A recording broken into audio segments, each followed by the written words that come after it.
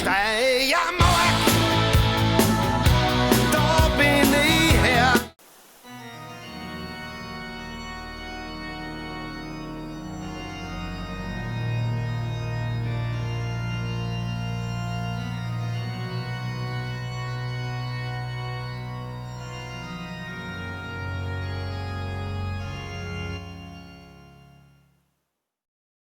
Grüße zurück zu Generation Zero und einem neuen Base Support Pack um 5 Euro. Genau. Ob das für dich jetzt relevant ist oder nicht, das überlasse ich ganz dir. Ich für meinen Teil würde das einfach nur sagen, weil ich glaube, es ist vielleicht Untergang oder so, keine Ahnung. Du bist wahrscheinlich besser informiert wie ich. Lass uns das kurz durchgehen, damit du ungefähr weißt, was in diesen 5 Euro für dich enthalten ist.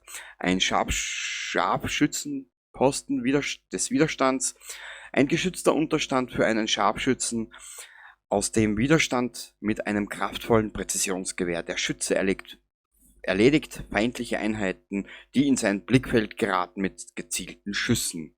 Naja, wer es braucht, keine Ahnung. Medizinwagen. Eine provisorische Sanitätsstation, die alle Spieler in der Nähe heilt. Bestücke den Wagen vor dem Kampf mit Heilgegenständen, dann wird er in der Hitze des Gefechts zum perfekten Anlaufpunkt für Verletzte. Naja, wem's gefällt. Klassische Musikbox. Sie spielt nicht nur verschiedene Songs ab, die dich im Kampf anspornen, sondern kann auch als Lockmittel verwendet werden, um feindliche Maschinen von dir und anderen wichtigen Zielen innerhalb der Basis abzulenken. Okay, gut, ja, gut, eine Ordnung. Sicherheitszäune.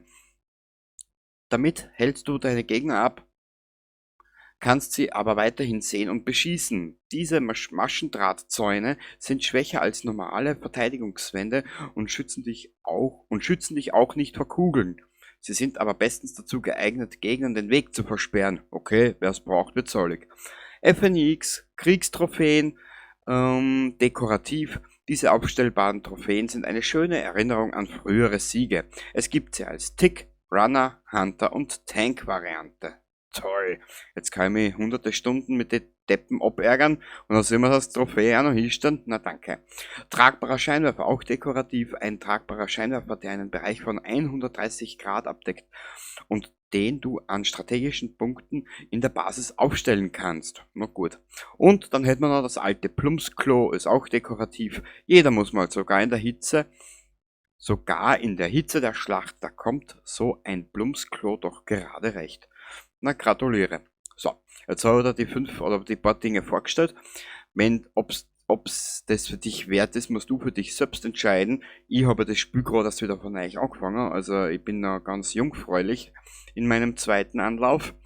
Und das wollte ich dir jetzt einfach nur sagen. Wenn es dich interessiert, wenn es dich nicht interessiert, weil du sagst, brauche ich nicht das Klumpert, dann ist es halt so. Gut, und somit war es für mich wieder.